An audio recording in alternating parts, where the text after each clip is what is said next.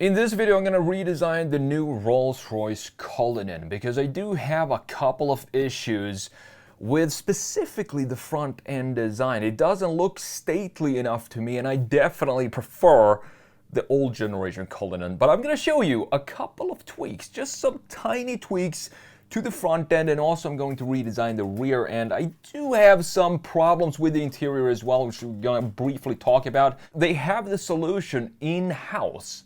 I'm going to show you exactly what I mean here. Before we jump into the redesign, let's have a look at what's new. What the new Rolls Royce Cullinan actually looks like compared to the old one real quick. So starting with the front end design.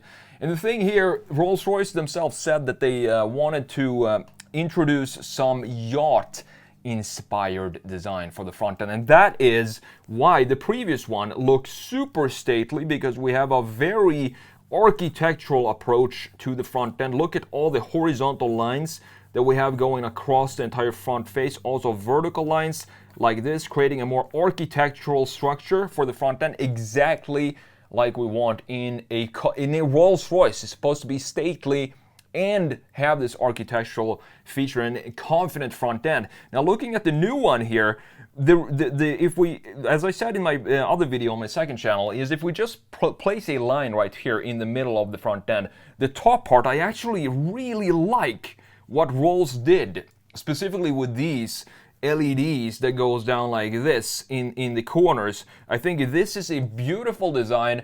And I do believe I made a redesign of some old, I think it was a Lincoln Continental, where I had a similar approach to the headlight in the front end to make it look stately and also have them wrap around like that in the side corners. So I think it looked fantastic. However, then when we come down to this section, this is where this yacht boat-like design, which Rolls-Royce themselves said that they were inspired by, comes in. And I think it doesn't look good. It just doesn't connect with the front end. We also have a huge surface here now that is completely empty, and there's nothing going on here. We do have a chamfer here, which looks pretty cool, but I want to take the front and lower section from the Rolls-Royce Spectre and apply it onto this, and I'm going to show you just how much better that looks.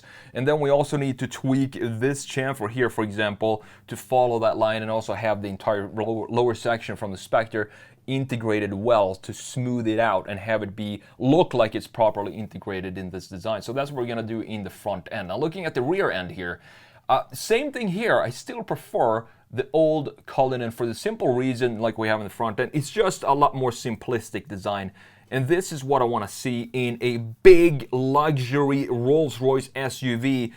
It demands a lot of horizontal and vertical lines in the rear end, like we have in the pre-facelift version up here. I also like this little curvature up top here, because what this does is part of Rolls-Royce DNA, and it creates this almost trunk-like design in the rear end with a very nice, beautiful flow to it.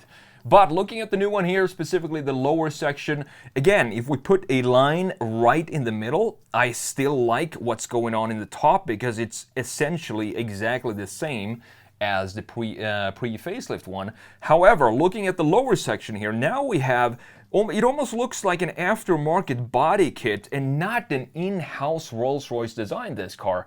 So what I want to do here is, you see this thick piece here, for example, this thick material in the lower section, this pulls this exhaust tip down to the ground, and it looks like it's almost melting down. And I want to reduce that, so I want to have the same thickness all around this, and I think that is going to add more of a classic look to this. And we can still have the same size of it, but I don't want that massive surface at the bottom of the exhaust pipe, because as I said, it brings the entire feature down to the ground. I'm also going to remove these tops here in the bumper, and instead just have one single line cutting from one end to the other, and just make this a single chamfer going up top here. So those are the changes that we're going to do to this redesign. Very, very small changes, and we're also going to talk a little bit about the spec and tech as we go along in this redesign here. So let's see what this new Cullinan is all about. Thankfully, we still have a big V12 under the hood, and in the black badge you still get 592 horsepower, which is a good number. It's not crazy power for this type of SUV, but this is a Rolls Royce. It's not supposed to go 0 to 60 in 2 seconds. It's supposed to be smooth, elegant, graceful, and you're not even supposed to hear the V12 up front. It's just gonna pull you instead of push you forward.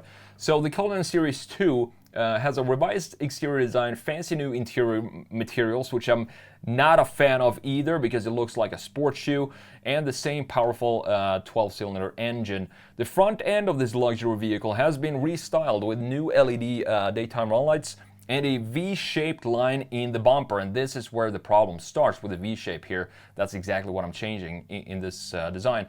The V12 remains untouched, as we talked about. The 2025 Cullinan retains the iconic Pantheon grille, a feature that is necessary to put on every single Rolls-Royce, is now illuminated for the first time. You have new L-shaped LED strips that runs down the outer edges of the fascia to create a much wider look. I also think it creates a very distinct DNA. When you see this at night, when you see these lights at night behind you, you know exactly what car it is, because I haven't seen it in any other vehicle. The bumper is heavily revised as well, with slanted air intakes that creates a V-shape, which Rolls-Royce says emulates the bow of a yacht. And this is the problem.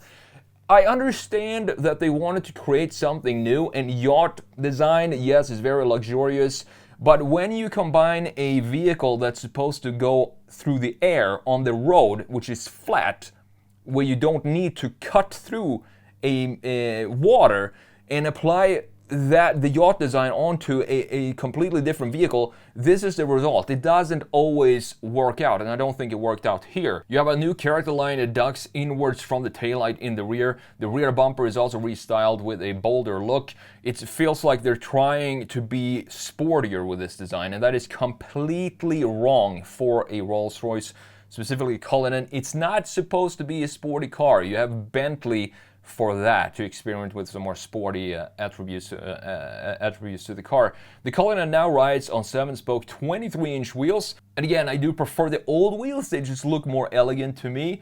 These look more like sport wheels. Rolls-Royce also cooked up a new paint finish that they call Crystal Over, where you have some glass particles sprinkled into the paint itself to create this a shimmer reminiscent of fresh snow under morning light. Inside, you now have a big glass panel, and this is also something that is very unfortunate to see, in my opinion. I think if I look forward 10 years, I think all these screens and pixels that we have is going to be standard for cheap cars, because it's very cheap to produce. It's a lot cheaper to code up a software to show you the dials and all of that stuff, instead of having them be physically manufactured. And that is one detail that I wish Rolls-Royce would have kept for the Cullinan, to just have the dials, speedometer, tachometer in the gauge cluster, have them be physical, because it adds to the luxurious feel, to the craftsmanship of the interior. Now, they're starting to look more like a BMW in the interior with these big screens, which I'm not a huge fan of, specifically not in a Cullinan. The screen is fixed in place and permanently visible.